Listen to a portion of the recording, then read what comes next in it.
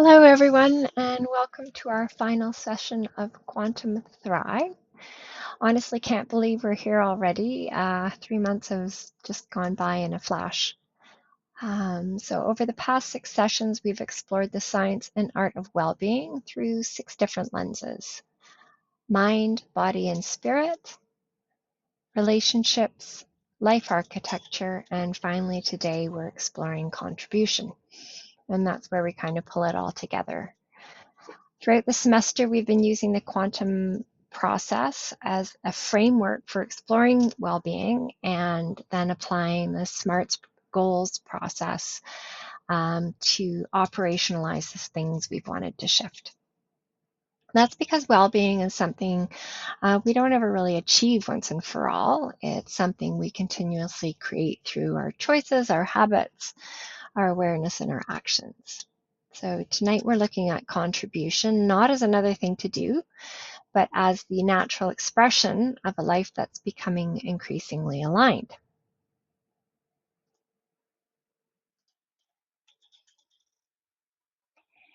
So tonight is all about exploring contribution. It's bringing your energy, creativity, and care into the world in ways that feel meaningful and aligned. One of the things I love most about contribution is that it's often most understood. People hear contribution and they think sacrifice or they think productivity. They often think about doing more, and that can feel really exhausting, especially when we're all really pushed to the limit these days. But the research points us somewhere very different. It points toward meaning and purpose, expression, toward the experience of knowing that who you are and how you show up actually really matters. And that's what we'll be exploring for tonight. Just as a reminder, our next cycle and semester of Quantum will be starting on June 21st, and that will be shameless. So this is a preview of the summer solstice launch. And a little bit of a glimpse of what we're headed into next. As many of you know, Thrive is just one semester within the larger quantum framework, which we move throughout over the course of the year. Quantum process itself was developed as a way of bringing our lives into alignment. One of my clients who I absolutely adored asked me about what's this whole thing about manifestation about, and it got me headed down an entire wormhole, and here we are. So I basically distilled all kinds of the information that was out there into a process that made sense to me within the context of the women that I work with on a regular basis. So what that process looks like is vision, agency, alignment, awareness, regulation, and embodiment. And we can apply that same process to different areas of our life. So this semester we applied it to well-being, which made sense in terms of like the spring. And over the course of the summer, we're going to be applying that framework to shame. Favorite topic. We'll be exploring the adaptive patterns, projective strategies, and internal narratives that often keep us stuck in shame spirals and disconnected from ourselves. So while Thrive may be ending tonight, our work will continue.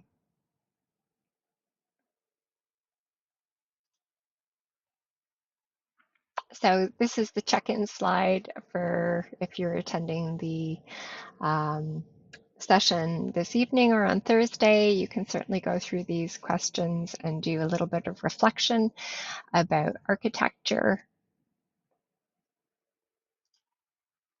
You're wanting to think back about the entire life architecture session.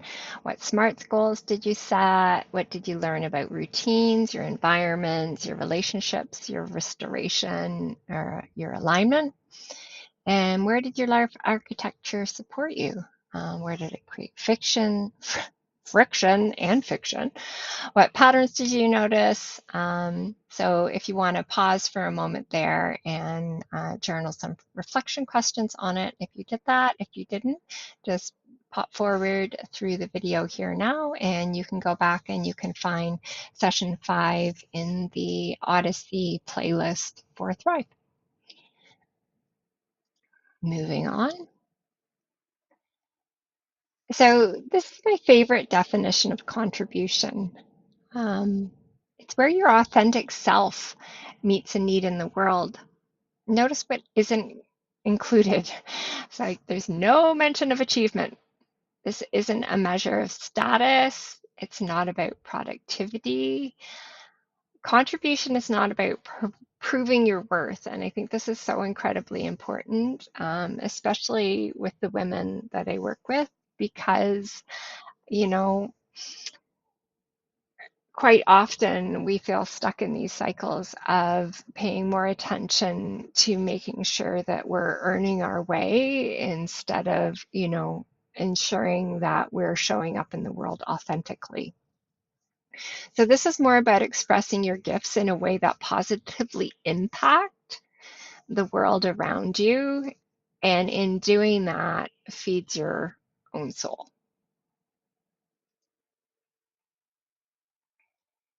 So in this section, we're going to explore the actual content. There's part 2, which is the quantum lens, and then there's part 3, which is the SMARTS goals,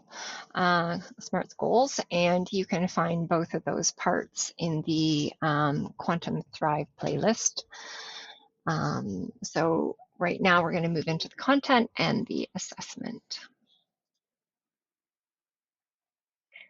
So these are the 5 factors that I've identified in terms of contribution. The well-being literature points consistently to 5 themes. You need to matter, meaning lasts longer than pleasure, contribution benefits the contributor, contribution is not self-sacrifice, and authentic expression is one of the highest forms of contribution. And I'll walk you through each of these together.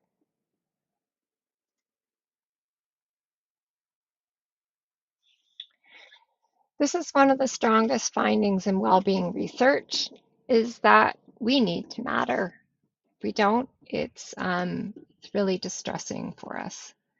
Humans need to feel that their existence matters, not in like grand world-changing sense, but in an everyday sense.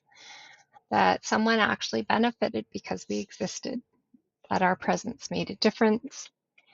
Many people spend years chasing happiness, can tend to be hedonistic, but flourishing often comes from feeling useful. And also, if you look at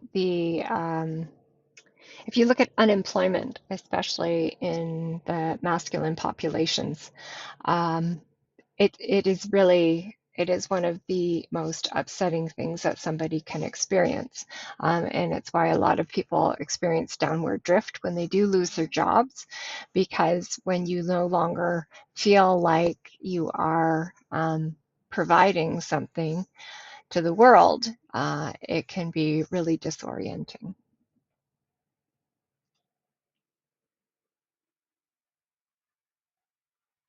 So some everyday examples are listed here. Friend calls because they value your perspective. You share something you learned and discover it helps somebody else. And I really, really want to point out that none of these moments are dramatic, but they really enforce that my presence makes a difference. So go ahead and score yourself on your need to matter baseline. Optimal, I feel like that my presence, action, and relationships positively impact others. Mid-range, I occasionally recognize my value, but often question whether I truly make a difference. And strained is I frequently feel invisible, unimportant, or disconnected from any meaningful impact. If you need a moment, take some time here, pause the video, give yourself a score on that measure, and then pop back on and we'll move into number 2. So the second factor is that happiness peaks, but meaning endures. Pleasure is awesome. It's wonderful, but it fades quickly. Meaning lasts. So if you think about your proudest memories, most of them, for the most part, aren't about things you bought or that somebody bought for you, unless, of course, there's a deeply emotional, um, deep felt emotion bonded to that moment, the thing that you were given or that you bought, like an emotional meaning.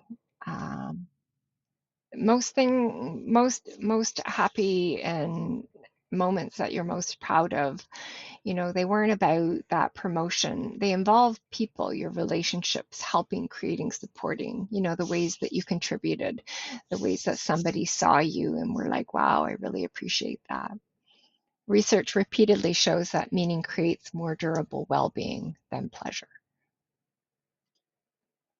Some everyday examples of that are you buy something you wanted for months, feel excited for a few days, and a week later the excitement fades. We see this over and over and over again, right? It's a way of chasing dopamine. It's the wildness and excitement of the hunt, of getting that thing, and quite often that thing doesn't actually give us what we want. That hedonistic excitement fades, and we're left with just another thing in our basement that somebody else is going to have to clean up after we're gone. Speaking as somebody who spent a couple of summers cleaning out her grandparents' basement. Meanwhile, a conversation where you supported a friend through a difficult moment stays with you for years, right? You can remember these things. Pleasure creates a moment, meaning creates memories. So I want you to take a moment and give yourself a score on meaning endures baseline. So optimal means your daily actions feel connected to a deeper sense of purpose and meaning. Mid-range, I have moments of purpose and fulfillment, but often get pulled into busyness and distraction. Strained is you feel disconnected from purpose and struggle to find meaning in what you do. So take a moment there to pause the video and pop back on.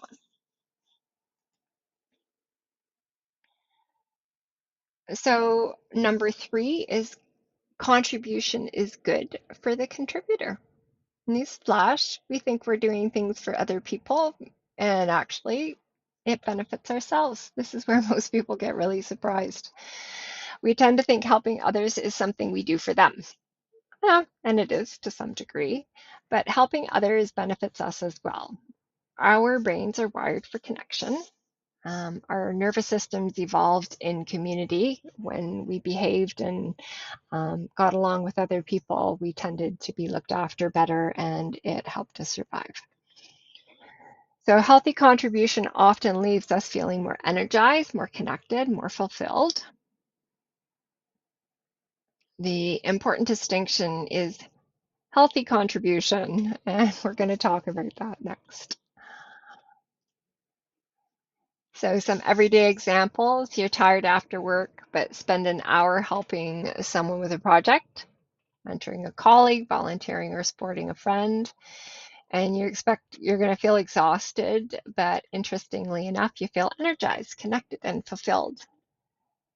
I often experience this, I work a long day and pop on these calls at 7 o'clock at night, and I'm kind of dragging myself, but after our meeting and hearing everybody share, I just feel so topped up. I feel energized and excited and really personally rewarded for connecting with people that mean a lot to me.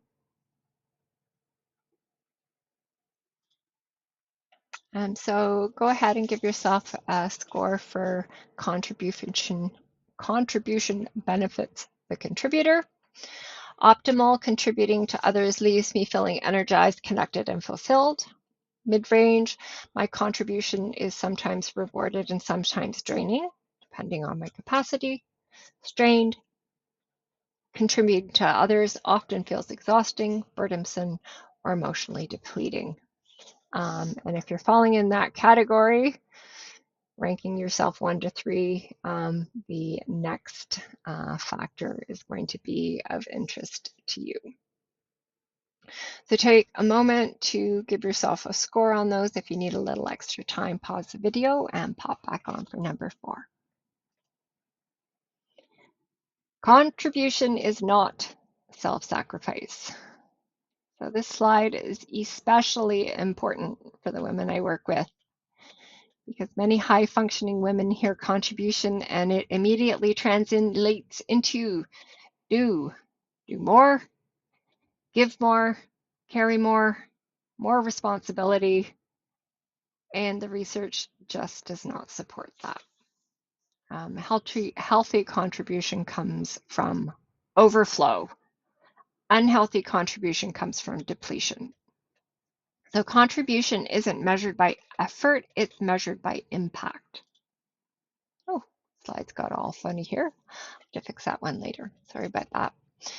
So everyday example, someone asks for help. Instead of automatically saying yes, you pause and ask, do I genuinely have the capacity for this? And so sometimes what's happening is if you have a self-sacrificing maladaptive schema, you default to yes. So that falls in the kind of codependence, people-pleasing spectrum, where you're not necessarily tuned into what's good for you. You are constantly in service to the relationship, which means putting people in front of you and ahead of you. So your current, pause here and give yourself your current contribution is not self-sacrifice baseline. So optimal, I contribute generously while maintaining healthy boundaries and respecting my limits. Mid-range, I generally try to balance helping others with caring for myself, though I sometimes overextend. Strained, I frequently sacrifice my own needs in order to support, help, and care for others. I will point out that I've been working on, I have a self-sacrificing maladaptive schema that I've been working on for a few years. So I really want to take a moment to point out that, we talk about Quantum Thrive as a semester, but it has taken me multiple semesters to work through recognizing that self-sacrifice is not in my best interest, nor is it in the best interest of the people around me, and it actually gets in the way of me contributing. So really super important there. So take a moment here and pause if you need some more time to rate yourself on this segment, and pop back on for number 5. So highest form of contribution is authentic expression. And in reality, this is where the entire quantum cycle lands, like the annual one, right? Like this is why we are doing quantum in the first place, because when we recognize and address all of the kind of subconscious processes, the maladaptive behaviors, we flush all of that stuff out, address it, the shadow behaviors, we move through it, we process it. What ends up happening is we show up fully as ourselves. And the reality is you are the only person who can offer what you have to offer to the world. And it's vitally important, especially in these times that are so fraught for all of us. We need each and every individual human showing up as their best selves, offering what their own kind of unique mixture of strengths and beauty. So this is literally why we do this work in the first place. So most people think contribution means being somebody else, right? But that's just not true. The research suggests the opposite. Contribution is becoming more fully yourself. Our greatest gifts are the things that feel easiest. It might be listening. For you, it might be teaching or creating. For other people, it might be connecting or organizing. It's generally and can be most often the thing that we dismiss about ourselves because it just comes so naturally to us. An authentic contribution is sharing those gifts with the world. And this one's all fussy, messed up as well. Whatever, I'll shift it and change it. You'll have the slides in the portal where you can see it all cleaned up. So, everyday examples of this, someone compliments you on something that feels effortless. You're like, oh, whatever. Yeah, it just is who I am. You dismiss it because it comes from you so natural, but other people recognize it and see it as a gift. For the longest time, people would say to me, oh, I just feel so seen by you because I listen deeply and I hear what people are sharing with me and I reflect it back to them. And it's a skill set that it is me. um, and so to me, it's just the water that I swim in. But to other people who are so deeply craving that, it's just balm for their soul. So your current authentic expression baseline, take a moment here to sort and rank yourself here. Optimally, I regularly share my strengths, gifts, and authentic voice in ways that feel meaningful. Mid-range, I recognize some of my strengths but don't consistently express or fully utilize them. Strained, I often hide, minimize, or doubt my gifts and struggle to identify what I uniquely offer. I also want to take a moment to point out here, if I never got my self-sacrificing behavior under control, I never would have been able to fully show up and offer my gifts to the world in the way that I do, right? So it was in shifting those behaviors through the quantum process um, that I developed in terms of my own personal growth that I am actually able to fully express that gift to the people I care about. Just really want to make that distinction. So if you need a few more minutes to kind of journal about this and rank yourself, take some time there, pause the video, and then pop back on and we will finish up. So I really want you to notice how these 5 ideas actually fit together, right? They kind of like puzzle pieces. I matter, meaning matters, giving benefits me too, boundaries matter, authenticity matters. Contribution isn't another responsibility. It can be in the broader sense, and we will talk about that in Virtuous, which starts in on the fall equinox, solstice equinox, yeah, equinox. Um, so it can be a responsibility in kind of like the living a good life kind of way, but it isn't in terms of how you're showing up in the world. Contribution is a natural extension of well-being. So when you get all of the other pieces of this semester kind of like in line and integrated, you create the space to show up as your authentic self.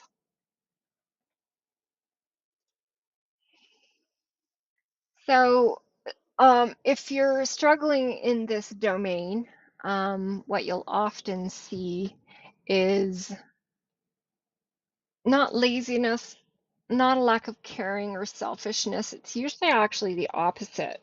And people who give constantly but feel disconnected from meaning. People who help everyone else while at the same time losing touch with themselves and what they need. People who are needed but not self-expressed. For many women, contribution isn't absent. It's actually in overload. It's misdirected, right? So optimal contribution is your destination. I know I matter. I know what matters. Giving energizes me. I'm able to maintain healthy boundaries. I express my authentic gifts. If you've been through the entire quantum process, you'll notice that every previous session helps build this outcome. Well, and there we hear from Clementine. He's chiming in. Yes, I know. You think authentic expression is really important, don't you? She likes to authentically express herself. Okay, so global assessment and reflection. We've been through this before. This is where you pull out your wellness wheel. Um, So what you're going to do here is identify each of those 5 factors, give yourself a global ranking on each of those. So you can see that there's 7 little squares on each of these little segments of the pie. So at the top of it, you can write your number 1 through 5 and then give yourself color in those little squares depending on what you scored, and you'll get a really beautiful overall overview of how you did in this entire segment, and you can identify which one you need some support in. Right, okay, so take a few minutes to do that. Pause the video and pop back on for the final little bit of discussion. And so once you've got yourself kind of oriented to where you're at, I want you to select the area that feels most expensive for you to maintain right now, right? It's the one that costs your system the most energy. And what specifically makes this score what it is? See if you can identify it. And then the share stem that we'll be focusing on in session is the area I've chosen to focus on for the next 2 weeks is blank. And it is because blank, right? And so then you're going to take that area and you are going to run it through the quantum process, and you are going to set SMARTS goals to operationalize it. So we often begin personal growth believing we're trying to improve ourselves. Eventually we discover we're trying to uncover ourselves. The goal was never perfection. The goal was alignment. When vision becomes clear, awareness increases, regulation improves, agency grows, embodiment deepens, and contribution naturally flows. We stop asking, what do I need to become? And start asking what wants to be expressed through me. Contribution is simply your authentic self meeting a need in the world. So if this topic is of interest, you watch the full video. This is it here. You'll find your SMARTS goals and the quantum process in the playlist, each of those. And then next upcoming meetings are listed here. So thanks for joining me. Pop on and try running those 2 things through those 2 parts, part 2, the quantum process, and part 3, SMARTS goals. And we'll see you next time. Thanks so much for showing up. And Clementine says goodbye as well. Bye-bye. Take care, guys.